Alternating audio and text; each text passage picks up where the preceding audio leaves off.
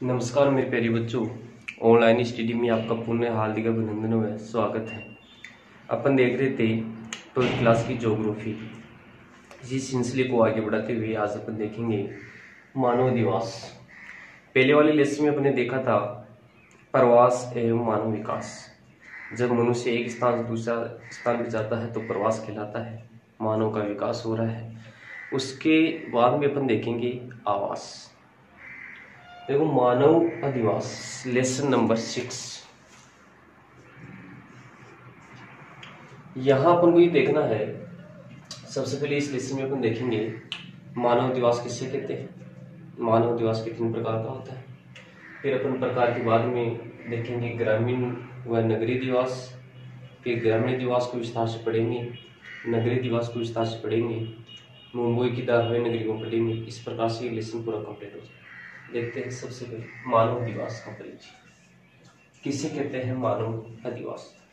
देखो सामान्य सी परिभाषा है, मानव द्वारा निर्मित आवासों के समूह को, ध्यान दें, मानव द्वारा निर्मित आवासों के समूह को मानव दिवस कहा जाता है। मानव द्वारा निर्मित होना चाहिए, प्राकृतिक आवास नहीं होना चाहिए। अगर प्राकृतिक आवास है तो वो मानव दिवस के में नहीं आएगा। मानव द्वारा निर्मित आवासों के समूह को मानव दिवस कहा जाता है। मानव दिवस दो प्रकार का होता है, अस्थायी व स्थायी आवास। अपन पता है जब मनुष्य का जन्म हुआ था तो वो प्रारंभ अवस्था में आखेट करता था, शिकार करता था, कृषि करता था, कंदमूल एकत्रित करता था, एक स्थान से दूसरे स्थान पर जाता था। जब आखेट करता था, कृषि करता था, एक स्थान से दूसरे स्थान पर जाता था, तो इसका तात्पर्य वो स्थायी रूप से नहीं रहता था। वो कैसे रहता था? अस्थायी रूप से। तो वो आपकी किस में आ गया? अस्थायी आवास में। उसके बाद में जिस प्रकार से धीरे धीरे प्रौद्योगिकी बढ़ने लगी, टेक्नोलॉजी बढ़ने लगी, कृषि बढ़ने लगी, पशुपालन करने लगा, तो जब कृषि करने लगा तो उसको एक कृषि के लिए आपको पता है 4 महीने तो चाहिए। जैसे अपन रबी की कृषि कर रहे हैं, गेहूं की कृषि कर रहे हैं, तो 4 महीने तो चाहिए उसको। तो अनाज को सुरक्षित रखने के लिए, पशुओं को सुरक्षित रखने के लिए और सेवों के बाहरी आक्रमण व प्राकृतिक आक्रमण से बचाव के लिए मनुष्य को आवास की आवश्यकता पड़ी। वह धीरे धीरे दिन प्रतिदिन स्थायी रूप से रहने लग गया। तो वो फिर कहाँ गया? स्थायी आवास। मतलब प्रारंभिक अवस्था में मनुष्य स्थायी रूप में, और उसके बाद में स्थायी रूप में रहने लग गया। अब अपन देखेंगे मानव अधिवास का वर्गीकरण। फिर यहाँ एक बात देखने की यह है कि क्या आज भी विश्व के अंदर अस्थायी अधिवास है? तो बिल्कुल, आज भी विश्व में अनेक ऐसी जनजातियां हैं जो अस्थायी आवास करती है। जैसे एस्किमो, अलास्का की एस्किमो जनजाति है, अफ्रीका में बुशमैन जनजाति है, ईस्ट एशिया के स्टेपी मैदानों में गिरगिट जनजाति है, अपने राजस्थान में भील जनजातियां हैं, मीणा जनजातियां हैं। ये सभी जनजातियां अभी भी क्या है? अस्थायी रूप से आवास करती है। मानव अधिवासों का वर्गीकरण। मानव अधिवासों का व्यवसाय के आधार पर 2 भागों में वर्गीकरण किया गया है। पहला ग्रामीण अधिवास, दूसरा नगरीय अधिवास। यहाँ ध्यान देने की बात यह है, ग्रामीण अधिवास तो किसे कहते हैं और नगरीय अधिवास किसे कहते हैं। मैंने प्रारंभ में बताया कि आवासों को, ग्रामीण आवासों को व्यवसाय के आधार पर विभाजित किया गया है। जो प्राथमिक क्रिया करते हैं, जिन स्थानों में प्राथमिक क्रिया की जाती है वह आवास ग्रामीण दिवस कहलाते हैं, और जिनमें द्वितीयक व तृतीयक क्रियाएं होती है वो आपके क्या कहलाते हैं? नगरीय दिवस। अब यहाँ ये समस्या है, प्राथमिक क्रिया या प्राथमिक क्रियाकलाप किसे कहते हैं? तो जो प्रकृति के ऊपर प्रत्यक्ष रूप से निर्भर होते हैं, ऐसे व्यवसाय जो प्रकृति के ऊपर प्रत्यक्ष रूप से निर्भर रहे, उन्हें क्या बोला जाता है? प्राथमिक व्यवसाय।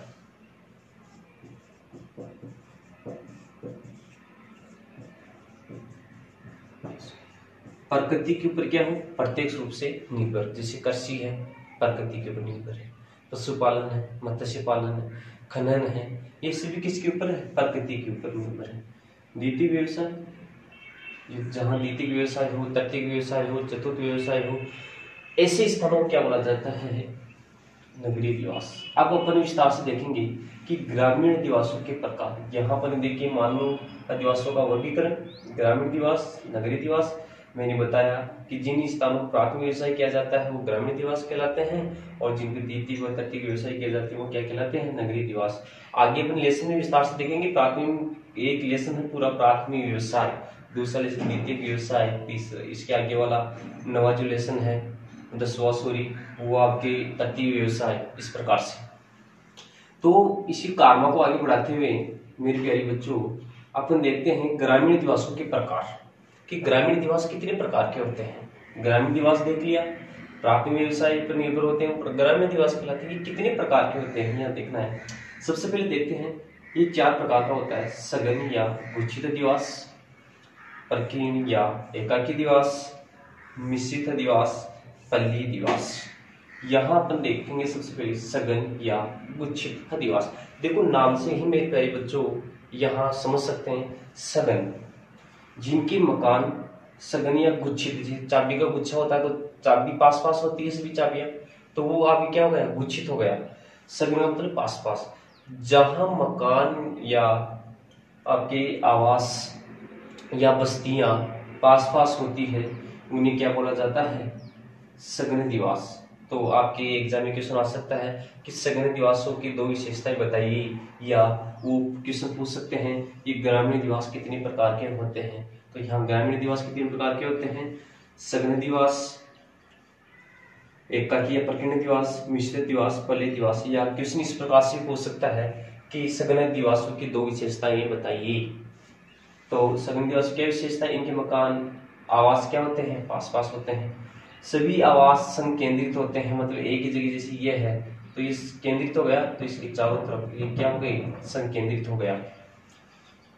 आवासों की संख्या 40 से 50, आवासों की एक समूह की 40 से 50 से लेकर सैकड़ों 100-200 तक हो सकती है। ये आवास कहाँ पाए जाते हैं, तो ये आवास मुख्यतः नदी घाटी मैदानों में पाए जाते हैं, जैसे गंगा का मैदान है, सतलज का मैदान है, सिंधु का मैदान है, आपके यांगतासी का मैदान है, नील नदी का मैदान है। इन मैदानों में ये इस प्रकार के क्या पाए जाते हैं, व्यवसाय पाए जाते हैं। परकीण या एकाकी दिवास, एकाकी जस्ट इसका सघन बस्तियों का जस्ट उल्टा करना है। अब देखो यहाँ आवास एक दूसरे से दूर दूर होते हैं, यहाँ देख रहे थे इनके आवास पास पास होते हैं। व्यक्ति एकाकी रूप में रहते हैं, ये व्यक्ति कहाँ रहते हैं, एकाकी रूप में। स्वतंत्र जीवन यापन के क्या होते हैं, आदि होते हैं, एकाकी रूप में रहते हैं, एक दूसरे से दूर रहते हैं। स्वतंत्र जीवन यापन के क्या होते हैं, आदि होते हैं। ये देखो ये मुख्यतः आपके जैसे आपके डाउन्स का मैदान, डाउन्स हो गया ऑस्ट्रेलिया में, स्टेपी मैदान हो गए, ऐसे समझ में पर्वतीय जो क्षेत्र होते हैं वहां इस प्रकार के आवास पाए जाते हैं। मिश्रित दिवास, देखो सघन और एकाकी दिवास का जो बीच का रूप होता है मेरे प्यारे बच्चों, वही आपके क्या कहलाता है, मिश्रित। जैसे मान लीजिए पहले मकान थे 4, तो जनसंख्या वृद्धि हुई, जनसंख्या बढ़ी तो आवास भी चाहिए, आवास धीरे धीरे क्या होने लगे, बढ़ने लगे। न तो वो सघन का रूप ले सके न एकाकी रूप ले सके, तो बीच में कौन आ गया, मिश्रित दिवास। फिर अपन देखते हैं पल्ली दिवास।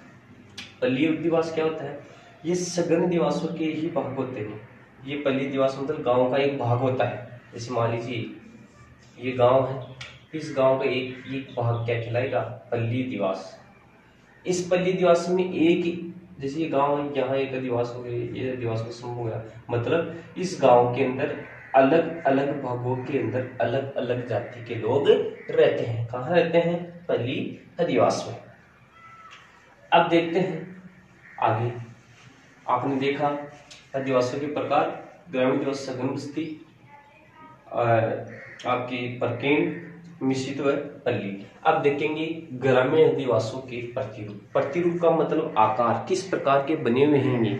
प्रतिरूप का तात्पर्य क्या होगा कि ग्रामीण आदिवासियों के प्रतिरूप। यहाँ ध्यान देना, क्वेश्चन आए कि ग्रामीण आदिवासियों के प्रतिरूप बताइए, तो आपको ये बताने हैं, आपके प्रकार बताइए तो आपको ये बताने हैं। कभी कभार बच्चा कंफ्यूज हो जाता है, पूछता है ग्रामीण आदिवासियों के 2 प्रतिरूपों के नाम बताइए, बच्चा लिखता है सघन एकाकी। तो आपको ध्यान देना ये प्रकार है, ये प्रतिरूप मतलब किस प्रकार से बने हुए हैं। जैसे ये मेरा शरीर है तो मेरा प्रतिरूप कैसा है, ये आगे क्या होगा, प्रतिरूप मकान किस प्रकार से बने हुए हैं, टेढ़े बने हुए हैं, लंबे बने हुए हैं, आगे गुंडाकार बने हुए हैं, किस प्रकार के बने हुए हैं, वो आपके कहलाते हैं प्रतिरूप। मेरे प्यारे बच्चों, सबसे पहले देखते हैं रेखीय प्रतिरूप। रेखीय प्रतिरूप में क्या होता है, ये किसी सड़क, रेल की पटरियां होती है, सड़क होती है, इनके पास पास एक रेखा के रूप में बने हुए होते हैं, वो अभी क्या कहलाते हैं, रेखीय प्रतिरूप। जैसे इस प्रकार से मान लीजिए ये कोई ट्रेन है की पटरी है, इसके पास पास इस प्रकार से ये अभी क्या कहलाएगा, रेखीय प्रतिरूप। जैसे राजस्थान के अंदर जयपुर चौक का बरवाड़ा है, इस प्रकार के ये अभी क्या कहलाएंगे, रेखीय प्रतिरूप। मतलब किसी रेखा के बीच में जैसे सड़क जा रही है तो इसके आसपास रेखीय प्रतिरूप। तीर प्रतिरूप, तीर प्रतिरूप के अंदर क्या होता है, तीर प्रतिरूप के अंदर क्या होता है मेरे प्यारे बच्चों, जैसे दो नदियों का जो संगम होता है, उनके अग्रभाग मतलब अभाव मतलब उनके बीच का जो भाग होता है वहां, जिस प्रकार से मान लीजिए एक नदी इस प्रकार से आ रही है, ठीक है, दूसरी नदी इस प्रकार से आ रही है, तो आप मतलब इन दो नदियों के बीच का जो स्थान हो गया, यहाँ जो ये स्थान बच गया, यहाँ इस प्रकार के अधिवास, ये आपके क्या हो गए, तीर के आकार के अधिवास। मतलब दो नदियों के बीच का जो स्थान होता है वहां इस प्रकार के क्या बनाए जाते हैं, मकान बनाए जाते हैं। जैसे ये कहाँ पाए जाते हैं, ये मुख्यतः दक्षिण भारतीय कन्याकुमारी है, उड़ीसा की चिल्का झील है, ये वहां इसी प्रकार के आवास बने हुए हैं। त्रिभुजाकार, त्रिभुजाकार में क्या हो गया, जब किसी सड़क, नदी, नहरें का संगम नहीं होता है तो उनके अंदर ही इस प्रकार के क्या बनते हैं, आवास। जैसे मान लीजिए ये एक नदी इधर से जा रही है, ये एक नदी इधर से जा रही है, सड़क इधर से जा रही है, आगे समझ त्रिभुजाकार की स्थिति होगी, तो यहाँ जो मकान बनाए जाएंगे, यहाँ यहाँ वो आपके कौन से कहलाएंगे, त्रिभुजाकार। यहाँ पंजाब है, हरियाणा है, यहाँ इसी प्रकार के आवास बने हुए हैं। आयताकार, आयताकार का मतलब क्या हो गया, जैसे मान लीजिए ये आपके एक सड़क इधर है, एक सड़क इधर से जा रही है, तो यहाँ मकान बन गए, यहाँ मकान बन गए, यहाँ मकान बन गए, यहाँ आवास बन गए। तो ये प्रकार से क्या हो गया है, आयत के समान, आयताकार। तारा प्रतिरूप, तारा प्रतिरूप का मतलब क्या होगा, जैसे मान लीजिए ये एक केंद्रित स्थान है, इसके यहाँ आवास बन गया, यहाँ आवास बन गया, यहाँ आवास बन गया, यहाँ आवास बन गया, तो ये इस प्रकार से क्या हो गया, तारे के आकार का। पंखा, पंखा क्या होता है, जैसे कच्ची सड़कें हैं, कच्ची सड़कों के आसपास मकान बन जाए, पंखा के अनुसार। अब देखो आपके अनियमित आवास, अनियमित का मतलब बिना किसी योजना के तहत अगर आवास बनाए वो अभी क्या कहलाता है, अनियमित। जैसे यहाँ मकान बना दिया, एक यहाँ है, एक यहाँ है, एक यहाँ है, अनियमित रूप से। सीढ़ीनुमा, ये आवास मुख्य पर्वतीय क्षेत्रों में पाए जाते हैं। जैसे मान लीजिए ये पर्वत है, जैसे हिमालय है आपके, यहाँ मकान हो, यहाँ आवास हो, यहाँ आवास हो, ये अभी क्या हो गए, पर्वतीय सीढ़ीनुमा। देखो स्टेप बाई स्टेप सीढ़ीनुमा। मधुचता, इस प्रकार से मधुचक्ती के समान ये आवास आपके प्रमुख जनजाति द्वारा बनाए जाते, 12 में मिल जाएंगे आपको। तमिलनाडु, दक्षिण भारत में मछुआरों के जो मकान है वो इसी प्रकार के है। दोबारा से देखो, ग्रामीण निवासों के प्रतिरूप, रेखीय प्रतिरूप, तीर प्रतिरूप, त्रिभुजाकार, आयताकार, तारा, पंखा, अनियमित, सीढ़ीनुमा व मधुचक्ता। अगर समझ में नहीं है तो आप पुनः वीडियो को चलाकर देख सकते हैं। फिर अपन देखेंगे ग्रामीण निवासों की समस्या। आखिर ग्रामीण निवासों की देखा इतना प्रकार देखे, प्रतिरूप देखें, आखिर इनमें समस्या क्या होती है। देखो अपन को पता है कि ग्रामीण निवासों में समस्या बहुत ज्यादा है। सबसे पहले रोजगार की समस्या। ग्रामीण निवासों में रोजगार के अभाव के कारण वो कहाँ जाते हैं, नगरों की ओर आकर्षित होते हैं। रोजगार नहीं मिल पाता है। रोजगार आपके प्रमुख, आपको पता है, प्राथमिक व्यवसाय कृषि पर देखा था। इसमें कृषि आपके भारत में कृषि को क्या बोला जाता है, जुआ कहा जाता है। तो रोजगार की तलाश में नगरों की ओर जाते हैं। तो पहली समस्या क्या है, रोजगार की समस्या। क्वेश्चन आ जाए कि ग्रामीण निवासों की समस्याएं बताइए, या ग्रामीण निवासों की 2 समस्या बताइए। पहली समस्या क्या है, रोजगार का अभाव, आवागमन के साधन का अभाव। ग्रामीण नगरों के अंदर या ग्रामीण क्षेत्रों के अंदर आवागमन की, सार्वजनिक आवागमन के साधन नहीं पाए जाते हैं। रेल सुविधा नहीं होती है, सार्वजनिक रोडवेजों का अभाव रहता है, स्वच्छ पेयजल का अभाव, स्वच्छ पेयजल नहीं मिल पाता है। स्वास्थ्य सेवाओं का अभाव, छोटी छोटी बीमारियों के लिए आपको शहरों में जाना पड़ता है, यहाँ स्वास्थ्य सुविधाओं का अभाव होता है। कभी कभार तो स्वास्थ्य के ये हाथ शहर में जाते जाते मृत्यु भी हो जाती है। मतलब उच्च स्वास्थ्य सेवाएं नहीं होने के कारण नगरों में जाना पड़ता है। विद्युत आपूर्ति का अभाव, विद्युत नहीं मिल पाती, बिजली नहीं मिल पाती है। कृषि पे निर्भर है तो कृषि बिजली से चलती है, बिजली नहीं मिल पाती है। सूचना तकनीकी शिक्षा का अभाव, उच्च शिक्षा या टेक्नोलॉजी का अभाव है, तो इसलिए लोगों नगरों की ओर आकर्षित होना पड़ता है, नगरों की ओर जाना पड़ता है। ये सभी क्या है, ग्रामीण दिवासियों की क्या है समस्या, रोजगार की समस्या हो या आमदनी साधन की समस्या हो, स्वच्छ पेयजल का अभाव हो या स्वास्थ्य सेवा का अभाव हो या विद्युत आपूर्ति का अभाव हो या सूचना व तकनीकी का अभाव हो गया। तो वार्ष देखो, आदिवासियों के प्रकार, स्थायी व अस्थायी व स्थायी दिवासों का वर्गीकरण, ग्रामीण दिवास, नगरीय दिवास। ग्रामीण दिवासों के प्रकार सघन, परिकीर्ण, मिश्रित व पल्ली। ग्रामीण दिवासों के प्रतिरूप रेखी, त्रिभुजाकार, आयताकार, तारा, पंखा, अनियमित, सीढ़ीनुमा, मधु छत्ता। ग्रामीण दिवासों की समस्या, रोजगार की समस्या, आवागमन की समस्या, स्वास्थ्य शिक्षा की समस्या, विद्युत आपूर्ति और सूचना टेक्नोलॉजी का अभाव। आगे वाली वीडियो के अंदर अपन देखेंगे नगरीय दिवास, ये आपके ग्रामीण दिवासों का है और इसी का पार्ट 2 आपके आएगा नगरीय दिवास। जय हिंद, जय भारत।